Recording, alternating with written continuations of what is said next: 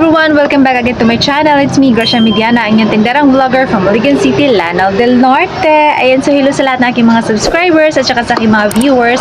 Welcome back again. So today guys, may isi-share lang naman ako sa inyong chika. Okay, dumating na yung ating chiller from Coca-Cola Company. Ayan, I'm so happy dahil finally dumating na yung ating free na chiller from Coca-Cola Company. And thank you also kay Sir Pader na kanilang area manager dito sa aming lugar.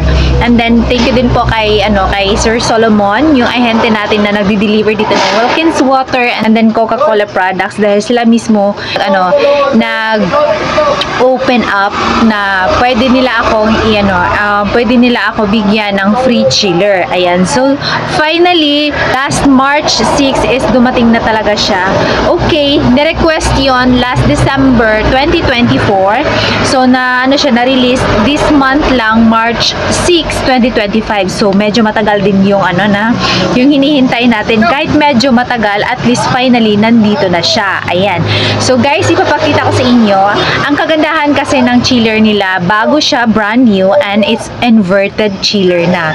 So I'm so happy dahil marami na tayong pwedeng ma-display sa ating mga chiller. Aside doon sa chiller ko na Fujitsu na yung pinakamalaking Fujitsu na chiller, and it's been 3 years and 3 years and counting 4 months na siya this year. So medyo matagal-tagal na din yung ating Fujitsu na chiller, no? Talagang gamit na gamit siya.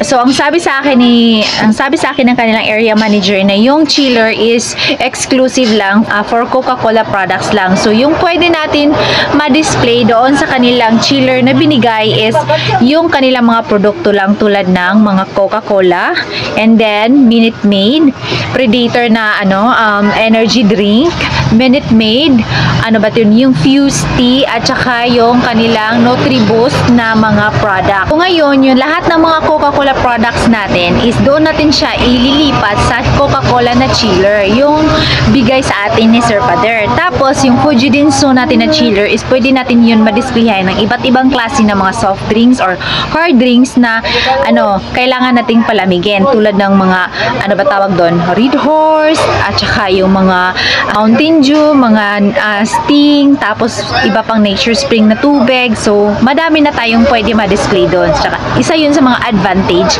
na nangyari, na oportunidad na binigay sa atin ngayong buwan na ito. Okay?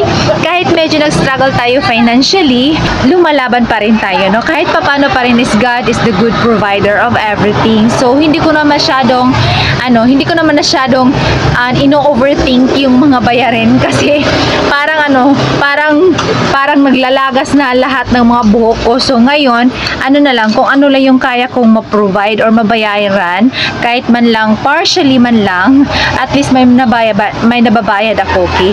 So ngayon guys, ipapakita ko sa inyo yung ating chiller from Coca-Cola Company para makita ninyo kung gaano siya kalaki at kung gaano siya kalaki at kung gaano siya kalapad. Actually, hindi masyadong malapad kasi lang siya hindi yung pinakamalaki talaga, no? Lang siya, normal size lang talaga siya at nagkasya siya dito sa tindahan natin. Actually nga, natabunan na nga yung mga biscuit section ko, pero it's okay na lang din kasi it's a good opportunity na binigay sa atin ng panahon na magka-free chiller.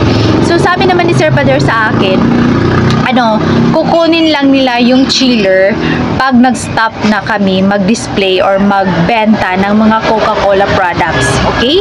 So, ako, hindi ako mag-stop. Ngayon pa ba ako mag-stop na ang laki na ng mga pinuhunan ko? Ang layo na ng narating ko at ang layo na ng nasimulan ko. Kaya kahit papano, laban pa rin ako sa pagtitinda kahit gaano pa kadaming problema. So, ngayon, ipapakita ko na sa inyo kasi alam mo, na-excite din ako Ayan na yung ating Coca-Cola na inverter chiller. Ayan. So, tingnan nyo. O, diba? Maliit lang siya at saka manipis lang. Hindi siya masyadong malapad. So, saktong-sakto lang din sa maliit na space dyan sa ating harapan. Actually, natatabunan na yung ating mga biscuit. Pero okay lang. Makikita pa rin naman siya. Wala siyang susi. Pero may lagayan siya ng padlock sa may ibaba. Ayan. So, dyan namin siya nilagay katapat ng sa may gilid ng ating Fujitsu chiller para kitang-kita siya sa labas ng ating mga customer. So ngayon, ililipat ko yung mga Coca-Cola products dito sa chiller ng Coca-Cola. So may free chiller na tayo from Coca-Cola Company. I'm so happy and I am so blessed. Thank you so much, Lord, dahil sa mga taong ginawa mong instrumento para makatulong sa ating maliit na negosyo. Ayan. So, doon sa mga nagtatanong kung paano makakuha ng free chiller from Coca-Cola Company, well, yung ginawa ko is nag-purchase lang po ako sa kanila. I think mga yun, 4,000 tapos terms payment pa within 1 month, before 24 days, pero kinalauna naging 1 month siya.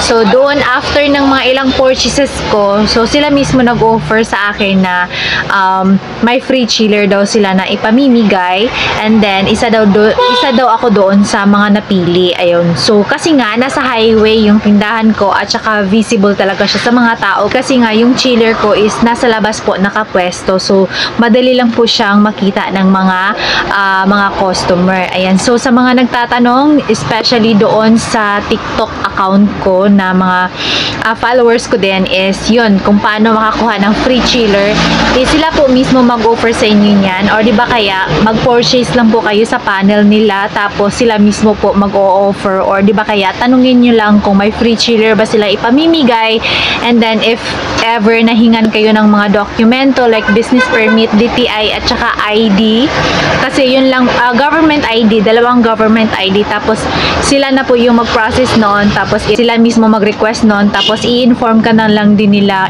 kung kailan yun marirelease. So don't expect na ma-release agad yun kasi yung sa akin na-request siya last December 2024, so March na po siya na-release. So medyo matagal talaga, no? So huwag masyadong mainip, or di ba kaya talagang patience, no? Patience talaga kung kailan siya pwedeng i-release. Ayan.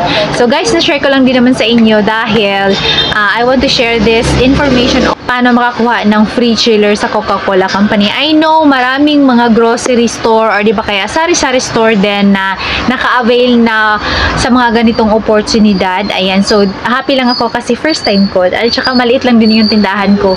Ang pinagkaiba lang talaga is very visible lang talaga yung pinagkalagyan ko ng aking mga soft drinks sa labas kasi nasa labas yung ating soft drinks, di ba?